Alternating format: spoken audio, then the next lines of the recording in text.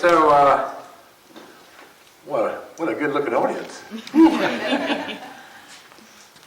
Kind of going to talk about powering up iron furnaces and furnaces from the 19th century.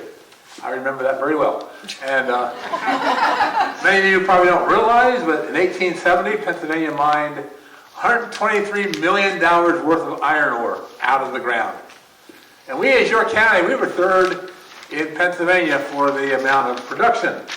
And in York County, we had at least 170 iron mines, and we had 5 furnaces in operation. It was one of the leading industries in all of York County. Dating back to 1761 and lasting, the iron mines lasted until 1910. So if you don't know where the iron mining districts are, there they are: Seven Valleys, Jefferson, Margarita Furnace, the Hallam Hills, Wellsville, Grantham area, Dillsburg, South Mountain, and the Pigeon Hills. Most of the mines, I'd say about 80% of the mines were open pit mines. The other 20% were actually underground mines. And there's a difference, as you will see, in the technique that they had to use.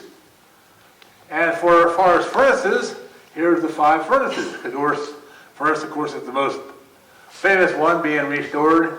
Margarita Furnace, the York Furnace, which still exists if you know where to look, and if you know where to look when you walk over it.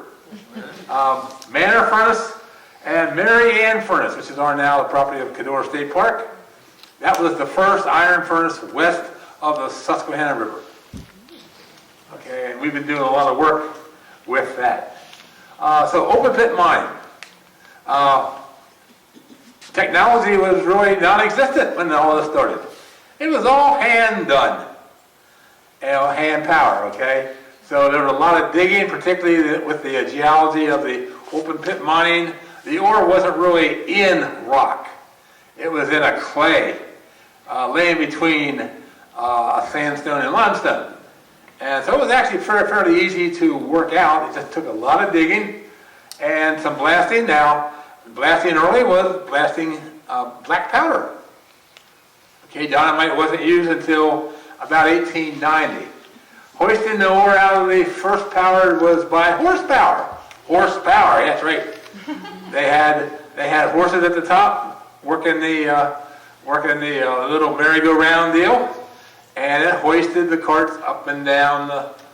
And they later, of course, invented how to use steam, high-pressure steam, with coal burning around 1880. Now, this ore, this open pit mine ore, had to be washed. It was dirty. It could not be sent to the furnace. So each one of these mines had a washer. This is actually the only picture of an area washer that is in any archives. And it consists of about a 20, 30-foot long wooden trough where the iron ore was put down, and there were metal paddles going around, scrubbing the iron ore and getting the clay off. So when they shipped it off to the furnace, it was pretty well ready to be used.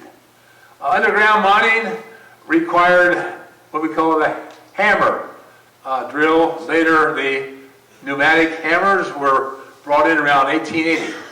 Before 1880, again, it was hand done. I'm going to show you how that was done in a second. The hoist, again powered by animals, and again followed by the steam. Hoisting in most cases, in this case, the railroad carts.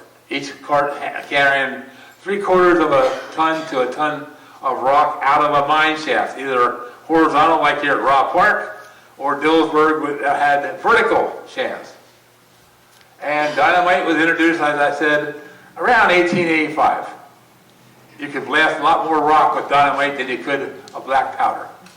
But if you worked in the mine and the dynamite did not go off, you know what the superintendent came? He came to you and said, "Hey, by the way, that stick didn't go off. You'll go find out why." And there were a lot of fatalities in York County mining.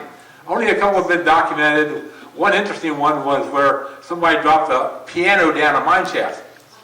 You got an A-flat minor.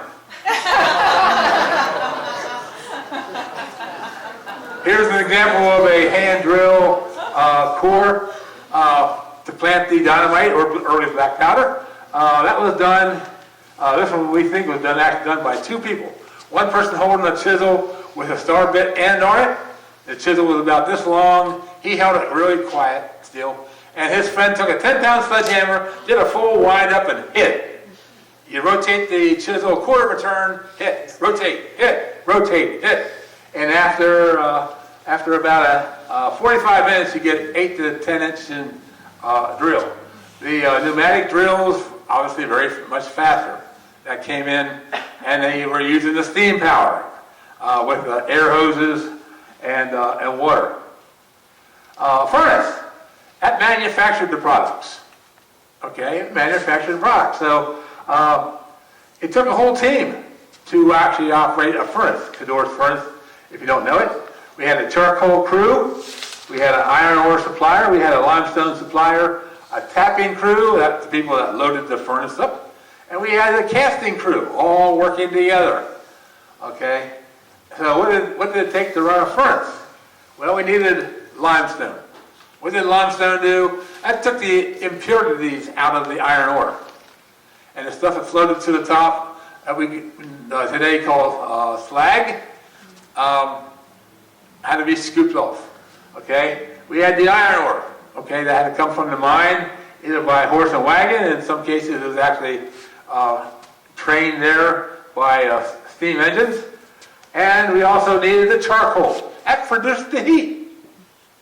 And to make the charcoal, you had a team out there in the woods that were cutting down acres and acres of wood, of timber, and they took like a timber amount of wood, stacked it into a teepee, and they covered it up with dirt, lit it on fire, and they let it smolder for 8 to 10 days.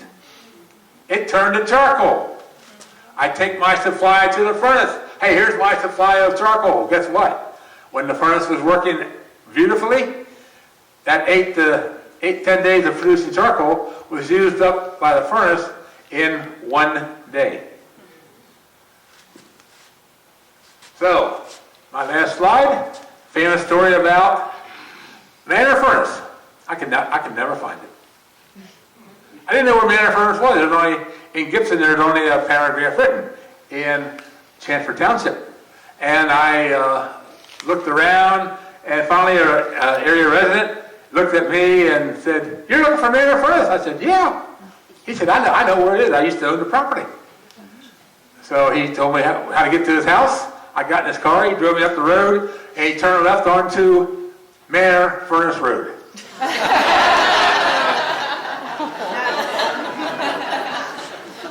Anyway, that's my little story for today. Thank you very much.